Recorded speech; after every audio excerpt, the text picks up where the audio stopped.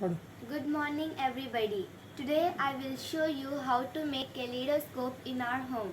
First, take the things used to make it as mentioned here.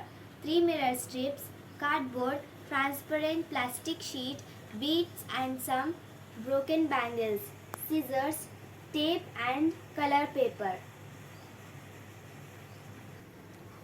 First, take 3 rectangular mirror strips and join them together to form a prism, as shown in the figure.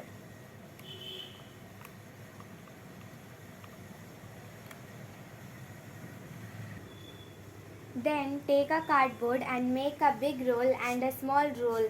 The big roll is to place prism in it and the small roll to put beads and small pieces of bangles etc. in it. Now place the prism in the big roll and beads in the small roll.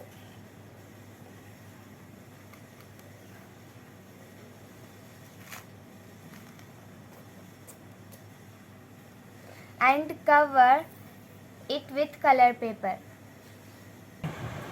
Now cover both ends of roll with plastic sheet and with small hole in it. Now see through the kaleidoscope